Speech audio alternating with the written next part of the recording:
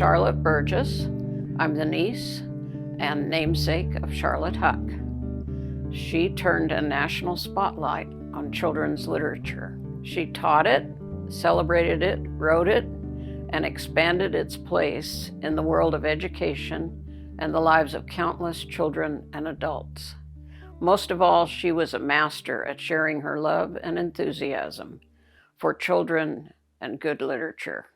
Her story began in Illinois, where she was surrounded by books and shared with 4 sisters the joy of reading on a continual basis. She had a twin sister, Jenny, who was my mother, and parents who read to them, and they all read to each other, especially in the summers when they would go to a lake in northern Wisconsin and spend most of the time, as I understand, reading books. Jenny and Charlotte went to Wellesley and then were interrupted by issues with World War II, and so they both graduated from Northwestern University. Then they went on to teach in elementary schools for the next 6 years, giving Charlotte the opportunity to explore the power of literature in the classroom.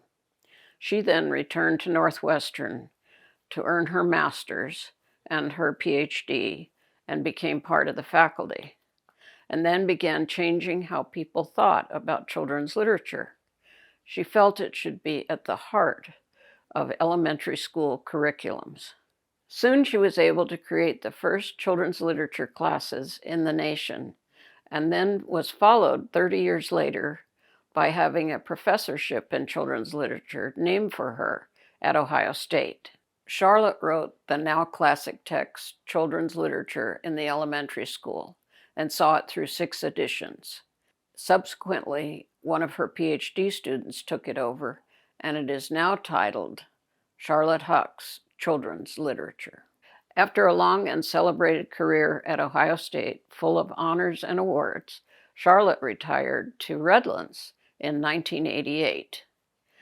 She took up writing children's books herself and created 4 gutsy girl stories, the first of which was titled Princess Furball. Anita Lobel illustrated several of them and said that she felt they were an inspired pairing. She said, "I immediately loved Charlotte." In 2002, a window was dedicated for Charlotte's 80th birthday at Smiley Library. She regularly invited groups to her home to see her Christmas tree, which was totally decorated with children's literature ornaments. And you can now see that tree every year and those ornaments at the Smiley Library. Charlotte saw the University of Redlands as an ideal location for creating a small, intimate book festival. She had created one at Ohio State, which grew to be over 2,000 people, and she thought it would be much more exciting to have one that was very small and the authors were able to interact with the people coming. It seems appropriate to, at this point, share a few thoughts written by Charlotte in a speech she gave, which was entitled "No Wider Than the Heart is Wide." She wrote, "No one can live long enough to see all of life clear and whole, but through wide reading as well as living, we can acquire a perception of life and literature, and on this fragile green world, a tiny globe of humanity must learn compassion and cooperation or cease to exist." She felt and went on to say, most of what children learn in school is concerned with knowing. Literature is concerned with feeling. We can't afford to educate the head without the heart. Charlotte would challenge all of us to use this conference to commit ourselves to good literature being put in the hands of children. Tēnā koutou, tēnā koutou, tēnā koutou katoa. Warm greetings to you all from Auckland, New Zealand, during week 5 of level 4 lockdown. So it's been a long time, but it's a real thrill to be able to share a few moments with you in the celebration of Charlotte Huck. My name is Liana Trail Pallerate. The first time I met Charlotte was in 1979 when she visited New Zealand as guest speaker for the New Zealand Reading Association. I was at that time on the social committee for the National Reading Association, and it was my responsibility to take care of Dr. Charlotte Huck and her sister, Virginia Gaylord, who was accompanying her to New Zealand. That meant arranging accommodation, transportation, and generally making sure that they were very comfortable during their stay. It was in the days of carless days here in New Zealand, and so I couldn't borrow my husband's elegant car, but I drove a Morris Minor 1000. And I have to say that when I thought about picking up this incredible person from Ohio State University in a little Morris Minor, I felt a little bit shy and embarrassed about that. However, I arrived at the airport and there were these two beautiful women standing outside the airport waiting to be picked up. It was Charlotte Huck and her twin sister, Virginia Gaylord. We squeezed their luggage and themselves into my little car, and we proceeded to drive towards the city.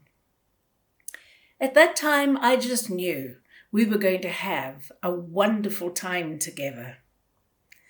The next day, my two children, Mark and Lisa, then about 10 and 11 years of age, we picked Charlotte and Virginia up from their motel and spent a number of hours driving them around the beautiful sights of Auckland, stopping to have a picnic in a park at Western Springs and feed the ducks.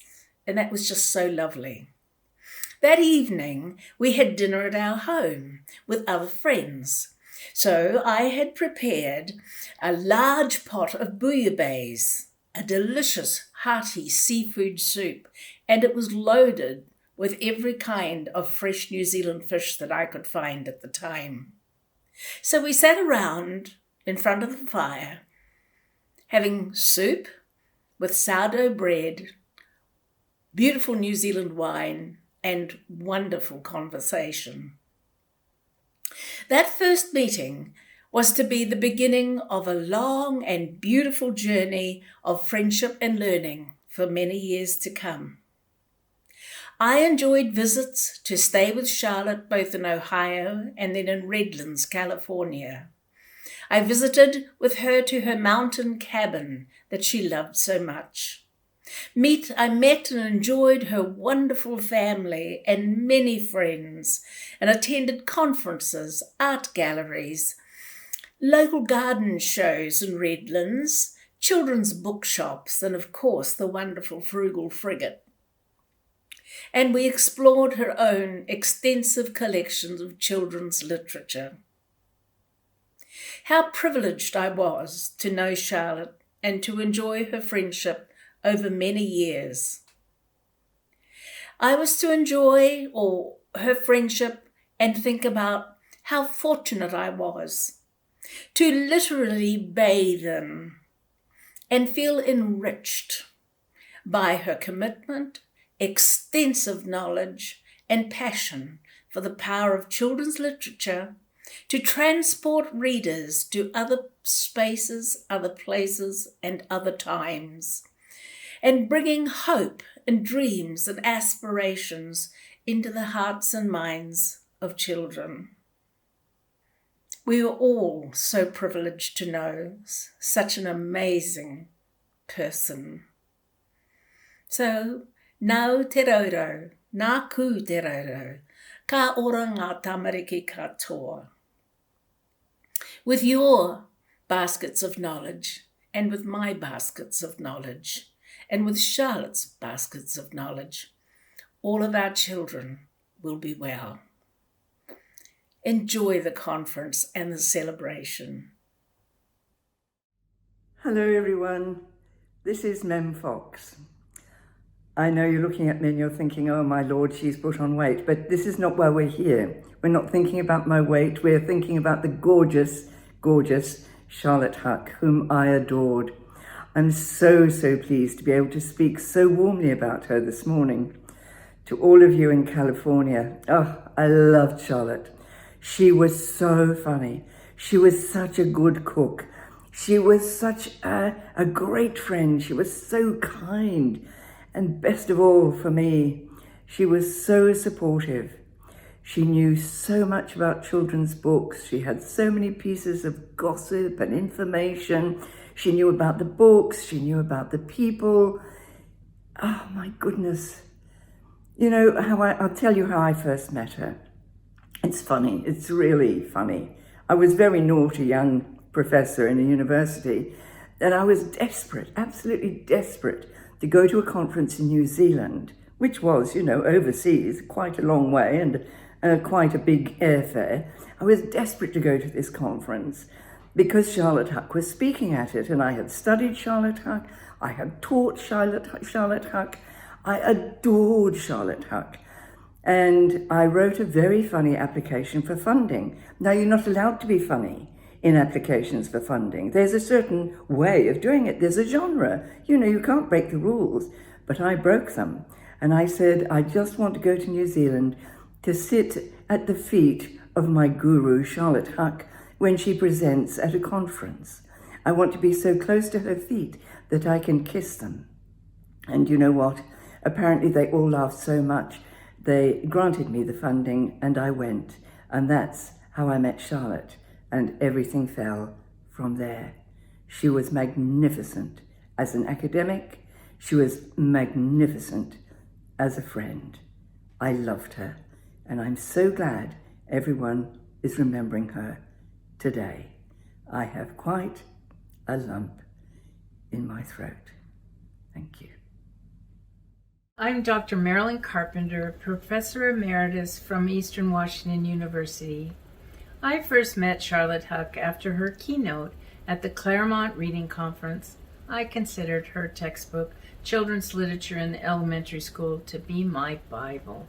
So it was a big thrill when we went to lunch and spent the afternoon together. It felt like a private seminar as she gave me guidance in moving our school to a literature-based curriculum. When Charlotte retired and moved to Redlands, it was a joy to meet her at other conferences.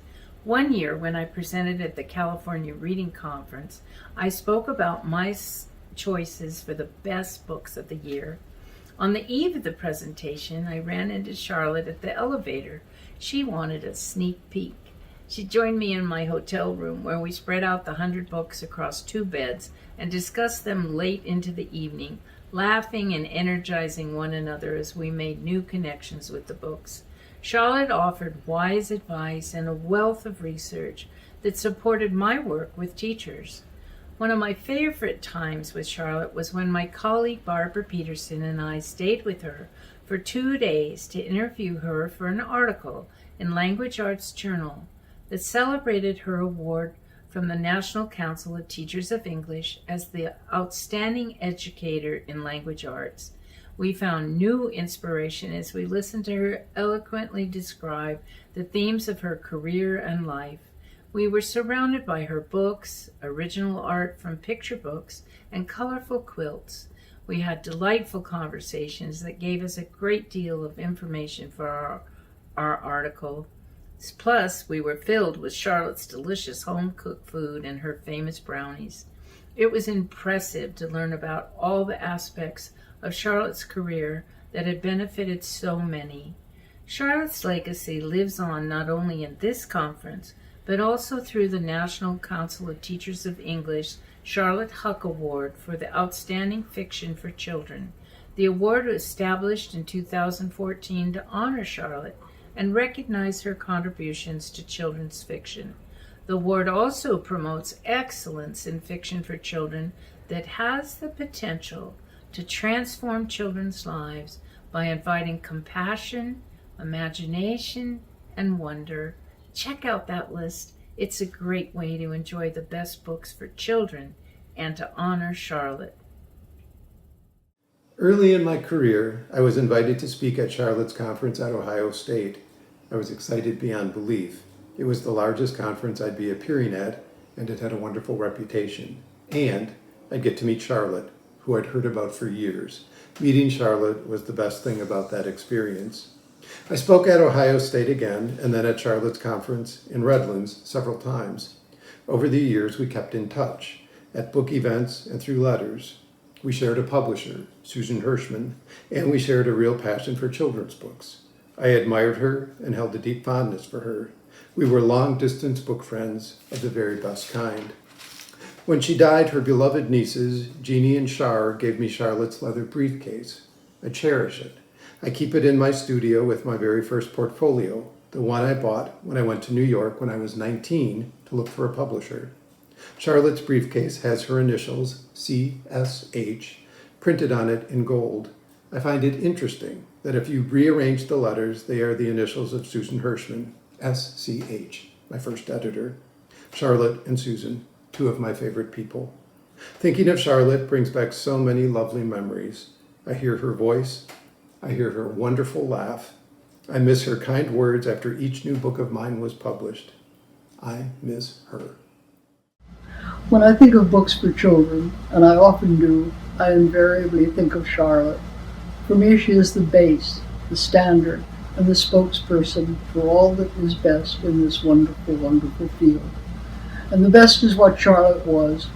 Her unwavering insistence on the highest quality, and only the highest quality of books, was just the beginning. How they were used, how they were taught, their artwork, their design, nothing was peripheral. Everything mattered. And there was Charlotte, smiling, calm, enthusiastic, loving, funny, and loyal, and knowing from the bottom of her heart that the child who has ready access to the best books has the best life ahead. She will never be out of date, and we will never be anywhere but following in her footsteps. Thank you.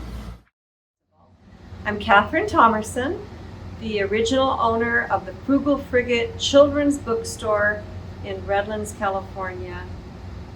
In the words of Lily from Lily's Purple Plastic Purse by Kevin Hinckus, and in regard to this 25th anniversary, wow, that is all I can say is wow, 25 years. 25 years ago, four of us met at Charlotte Huck's house to discuss the possibility of a children's literature festival at the University of Redlands. Myself, Marjorie Arnett, Sherry O'Sullivan, a professor at the U of R at that time, and our leader, Charlotte Huck. Over the years and under Charlotte's influence and direction, the festival became a magical, happy ever after, amazing and true. Later, I was part of another magical meeting in Charlotte's home, a writing group focused on writing for children. Again, there were four of us: myself, Mary Jo Skillings, author, Leanne Korfenderker, author, Charlotte Huck, author, who would serve us wine, a homemade dinner, and dessert. Her famous dark chocolate brownies. Some of you I know about those brownies. After much begging, Charlotte gave me the recipe, which I still use today. The most important motivational idea we all received from Charlotte was this. She said, no matter what you are writing, make sure there is hope in your story. Children need to read about hope. Charlotte's legacy goes on. May we all honor her always by walking in her footsteps, bringing magic and hope to children through books, poetry, and stories. As stated in the end of Princess Furball by Charlotte Huck, if I may show you this book, at the very end she writes, "And the king and new queen lived happily ever after. May we all live happily ever after.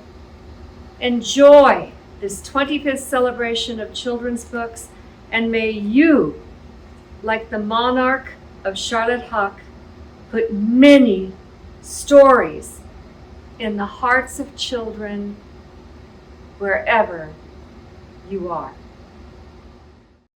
I first met Charlotte Huck spring of 1997. My first book, The Great Frog Race, had just been published. It was hot off the press. And I, a newly minted author, was more than a little wet behind the ears. Imagine my good fortune to have received an invitation to conduct a small group session at the very first Charlotte Huck Children's Literature Festival. It would not be an exaggeration to say that this opportunity changed and enriched my life. I was welcomed by this amazing group of passionate organizers, bookstore owners, professors, teachers, and librarians, and I got to meet the Charlotte Huck, who I learned was passionate, determined, and held an unwavering belief that original children's literature had great value in a child's education.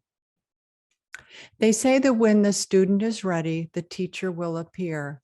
Looking back, I can see how in learning to write poetry, I was well served by studying with the brilliant Myra Cohn Livingston at the UCLA Writers Program. But there was so much more to learn, and through Charlotte and her textbook